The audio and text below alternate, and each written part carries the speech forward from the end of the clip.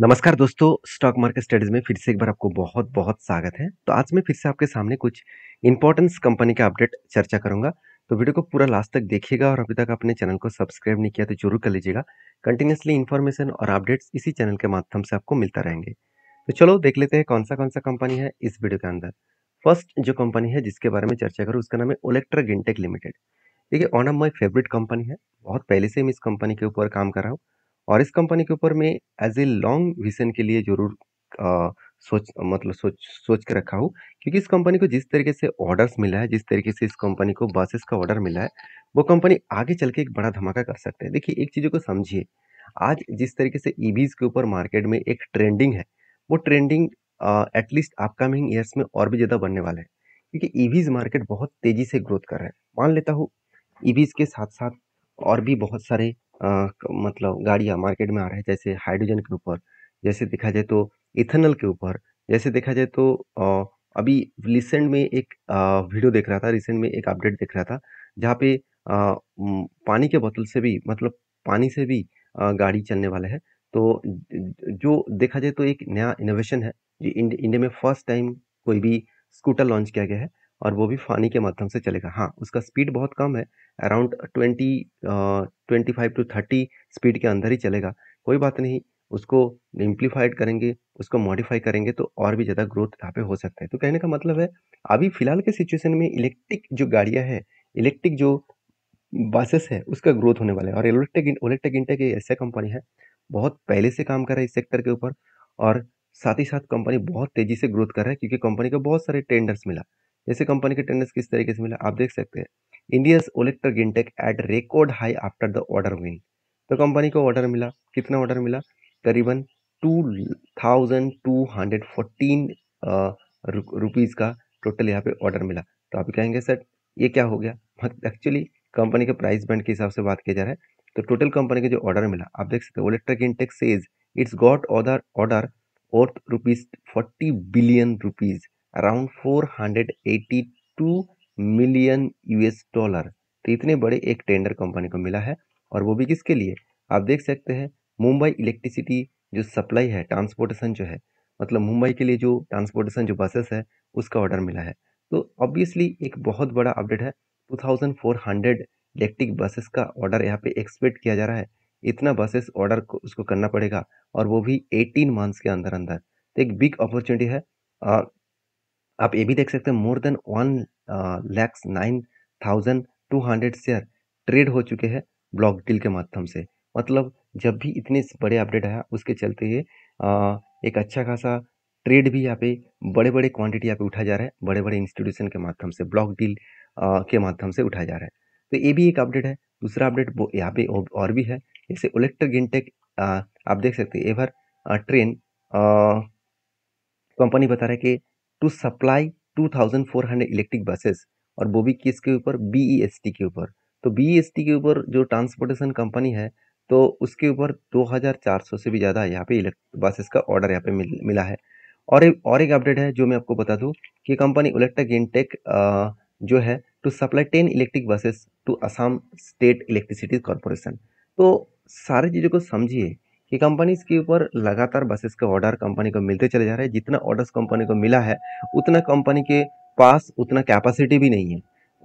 अभी ये देखना बाकी है कंपनी उसको एग्जीक्यूटिव किस तरीके से करते हैं, क्योंकि पहले ही आप देखेंगे तो कंपनी का कर्जा बढ़ चुके हैं। कर्जा तो बढ़ाना पड़ेगा ही, क्योंकि पहले कंपनी का जो कर्जा था आप देख सकते हैं, कंपनी का पहले कर्जा कितना था? सिर्फ 70 करोड़, 25 करोड़, 30 करोड़, 8 करोड़, इस तरीके से। और आज कर्जा कितना हुआ? 130 करोड़ के ऊपर। तो कंपनी का कर्जा बहुत गुण बढ़ चुके हैं। कर्जा तो बढ़ाना पड़ेगा क्योंकि कंपनी के हाथ में तो कैश उतना नहीं है, और कंपनी कितना ज़्यादा टेंडर मिला है तो उस टेंडर के बेसिस में कंपनी को तो काम करना होगा। तो उसके लिए कंपनी को जो प्रोडक्शन करना होगा, उस प्रोडक्शन में कंपनी का ग्रोथ जरूर दिखेगा। और जिसके चलते है कंपनी के ऊपर मतलब फंडिंग का जरूरत पड़ेगा, तो इसलिए कंपनी फंडिंग पहले से उठा रहा है। क्योंकि कंपनी का जो ट्रेड रिसीव हुआ है वो देखेंगे तो कंपनी का पहले ट्रेड कितना था? सिर्फ 19 करोड़, 18 करोड़ के आसपास, और आज वो ट्रेड बढ़ के हो चुके हैं 500 करोड़ के ऊपर। तो एक बेस्ट पॉइंट ऑफ व्यू से मैं इस कंपनी को देखता हूँ। बाकी आपके क्या ओपिनियन है जरूर मुझे कमेंट्स करके बताना। और हाँ, जो टेक्निकली चार्ट पैटर्न बना है वो कुछ इस तरीके से बना। फाइनली जो एक कप विद 100 पैटर्न बना था उसको ब्रेकआउट किया और एक टारगेट अचीव किया, और मैंने आपको ये भी बताया कि मैं फिर से एक बार एंट्री लेने वाला हूँ जब तक इस लेवल को वो एक्टिव ना करे। मतलब यहाँ पे एक कप बने, उसके बाद एक हैंडल बने, तो मैं यहाँ पे फिर से एक एंट्री लेने वाला हूँ। तो मेरा लॉन्ग टर्म के लिए इस कंपनी के ऊपर व्यू है, और एज ए स्विंग बेसिस में जब जब मुझे कोई ट्रेड मिला तब तक मैं इस कंपनी के ऊपर कंटिन्यू करता हूँ। बाकी आप कौन सा लेवल में बाय करके रखे हैं और किस तरीके से पैटर्न्स को फॉलो करके काम किया है, वो भी मुझे कमेंट्स करके बता सकते हैं। तो नेक्स्ट जो कंपनी है उसका नाम है एसीएल टेक्नोलॉजीज लिमिटेड। देखिए, एसीएल टेक्नोलॉजीज लिमिटेड कोई छोटा मोटा कंपनी नहीं है। कंपनी इंडिया के देखा जाए तो third largest IT sector company है, और कंपनी का मार्केट कैप के बेसिस में देखा जाए तो विप्रो से डबल डबल मार्केट कैप है इसका पास, और कंपनी के हाई ग्रोथेबल कंपनीज है। और मुझे इस कंपनी की एक चीज़ मुझे अच्छा लगा, जब आईटी सेक्टर का हालत खराब है, जिस टाइम में आईटी सेक्टर का अभी क्या है, आईटी सेक्टर में प्रेशराइज है, उस टाइम में देखिए एसीएल टेक फिर भी प्रॉफिटेबल को मेंटेन किया। टीसीएस के बाद सेकंड जो प्रॉफिटेबल मेंटेन कर रहा है वो है एचसीएल टेक, क्योंकि इन्फोसिस भी मेंटेन नहीं कर पाया, विप्रो भी मेंटेनेंस नहीं कर पाए। तो कहने का मतलब है सेल्स का ग्रोथ भी कंपनी अच्छा खासा मेंटेन किया, हाईएस्ट सेल्स का ग्रोथ मेंटेन किया, और प्रॉफिट का भी ग्रोथ मेंटेन किया। उसके साथ साथ आरओसी भी बेस्ट है, कर्जा एकदम ना के बराबर है, और इस बार कंपनी कर्जे के एक स्टेप और भी कम किया। तो इतने सारे पॉइंट्स कंपनी के फ्लेवर में है। और उसके साथ साथ आप ये भी देखेंगे, तो कंपनीज के ऊपर अगर मैं क्वार्टरली रिजल्ट का दिखा दूँ तो कंपनी देखिए सेल्स में कोई भी सालों में आपको सेल्स कम देखने को नहीं मिलेगा। कंपनी लगातार खुद के सेल्स को मेंटेन कर रहा है, और एक्सपेंस को भी कंपनी मेंटेन्स किए। उसके बेसिस में कंपनी का नेट प्रॉफिट वो भी देखेंगे तो कंपनी का अलग लेवल का नेट प्रॉफिट देखने को मिला। बेस्ट तरीके से यहाँ पे नेट प्रॉफिट यहाँ पे देखने को मिला है, जिसके चलते कंपनी आगे चल के बहुत बड़ा धमाका कर सकते हैं। जो लोग सोच रहे हैं कि आज कंपनी के चार्ट पैटर्न्स में गिरावट है, कंपनी फिर से गिर रहा है, तो इसको देखकर डरो मत, क्योंकि इतने बड़े कंपनी में थोड़ा सा कभी ना कभी तो प्रॉफिट बुकिंग होगा। और सबसे इंपॉर्टेंट पॉइंट क्या है, इतना लंबा जर्नी होने के बाद जो मेरा एक टारगेट था, एक लंबा यहाँ पे क्या बना था, कप विद 100% बना था, फाइनली जब ब्रेकआउट हुआ तब मैंने यहाँ पे एंट्री लिया, और रिटेस्ट करने के बाद एंट्री लिया, और मेरा टारगेट 26% तक टारगेट मिला, और वो भी अराउंड 4 to 5 मंथ्स के अंदर अंदर। कब से, जब एंट्री लेवल से टारगेट तक मैं देखूँ तो ऑलमोस्ट 100 डेज में, ऑलमोस्ट 4 मंथ्स के अंदर अंदर कंपनी टारगेट अचीव किया। तो टारगेट अचीव होने के बाद देखिए कंपनी क्या किया, ब्रेकआउट किए, ऊपर गया, और यहाँ पे देखिए क्या कर रहा है, रिटेस्ट कर रहा है। रिटेस्ट करने के बाद यहाँ से अगर कोई ग्रीन कैंडल लंबा सा दिखे और हाई वॉल्यूम के साथ, तो जरूर यहाँ पे मैं फिर से एक बार फ्रेश कुछ क्वांटिटी ऐड करूंगा एज अ स्विंग बेसिस में, क्योंकि जब कोई कंपनी लंबा जर्नी करने के बाद ब्रेकआउट करते हैं और रिटेस्ट करने के बाद फिर से रिवर्स करते हैं, तो वहां से एक जर्नी होने का चांसेस ज़्यादा देखने को मिल जाते हैं। बाकी आप इस कंपनी को किस तरीके से देखते हैं जरूर कमेंट्स करना। नेक्स्ट जो कंपनी उसका नाम है इरिडा, जिसका नाम है Indian renewable energy development agency. देखिए इस कंपनी के ऊपर मैं ऑब्वियसली एक बुलिस के हिसाब से देखता हूँ, बुलिस सिचुएशन के हिसाब से देखता हूँ। हाँ, मान लेता हूँ कुछ पॉइंट्स अभी भी वीकनेस है, वो पॉइंट्स को कंपनी रिकवरी जरूर कर पाएंगे। वो वीकनेस पॉइंट कहाँ पे है, मैं सबसे पहले वो बता दूं। देखिए कंपनी के सेल्स में कोई भी कमी आपको देखने को नहीं मिलेगा, एक्चुअली सेल्स नहीं, रेवेन्यू, क्योंकि कंपनी एक फाइनेंस कंपनी है, और इंटरेस्ट भी कंपनी मिटाया, उसके बाद कंपनी के एक्सपेंस भी कंपनी कंट्रोल में रखे, जिसके चलते कंपनी का जो नेट प्रॉफिट है वो भी देखिए 200 करोड़ से 350 करोड़ तक देखने को मिला।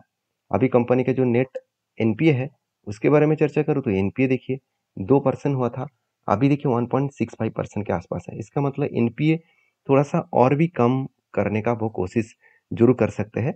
एनपीए जितना कम होगा उतना ही कंपनी का ग्रोथ होने का चांसेस है। तो यही पॉइंट्स मुझे थोड़ा सा वीकनेस लगा, बाकी सारे पॉइंट्स आपको अच्छा दिखेगा। जैसे बैलेंस शीट में कंपनी का बोरिंग्स बहुत शानदार तरीके से बढ़ता हुआ देखने को मिले, ऑलमोस्ट 10 to 12 करोड़ के आसपास कंपनी बोरिंग्स बढ़ चुके हैं, और साथ ही साथ कंपनी के जो इन्वेस्टमेंट है वो भी कंपनी कर चुके हैं यहाँ पे। और मज़ेदार बात यही है कि कंपनी के हाथ में जो कैश है वो कितना 955 करोड़ के आसपास कैश है। और कंपनी का ओवरऑल परफॉर्मेंस के बारे में बात करूँ तो इन्वेस्टर के बारे में बात करूँ तो कंपनी के ऊपर अच्छा खासा एफ से लेकर डीएस पब्लिक के बारे में बात करूँ तो अच्छा खासा यहाँ पे इन्वेस्टमेंट आपको देखने को मिल चुके हैं। तो मतलब अच्छा खासा इन्वेस्टर यहाँ पे इन्वेस्ट करके रखे हैं। तो बाकी इस कंपनी के जो टेक्निकली चार्ट पैटर्न है उसको दिखाने से पहले दो अपडेट्स मैं आपके साथ शेयर करूंगा। यहाँ पे बताया जा रहा है कि इंडियाज इरिडा जो कंपनी है एक्सपेक्टेड मतलब extend gains on raise in loans. आप देख सकते हैं लोन का जो रेज है, मतलब लोन यहाँ पे रेज करने वाला है, मतलब और भी ज्यादा लोन लेने वाला है। क्यों लोन लेंगे, क्योंकि कंपनी का बिजनेस बढ़ रहा है जिसके बेसिस में कंपनी का लोन लेना पड़ रहा है। तो इसके साथ साथ और एक अपडेट है जो मैं आपके साथ शेयर करूंगा। वो अपडेट कुछ इस तरीके से है, IREDA gets board nod for 242 billion market borrowings programme for financial year 2024। मतलब कंपनी 242 बिलियन का टोटल यहाँ पे फंड रेज करने वाला है, बोरिंग्स रेज करने वाला है, क्योंकि कंपनी का प्रोजेक्ट बहुत ज़्यादा मिल रहा है, कंपनी को बहुत ज़्यादा ऑर्डर्स मिल रहा है, जिसके चलते कंपनी को खुद का फंड रेज अगर खुद ना करे तो वो दूसरों को लोन कहाँ से देंगे।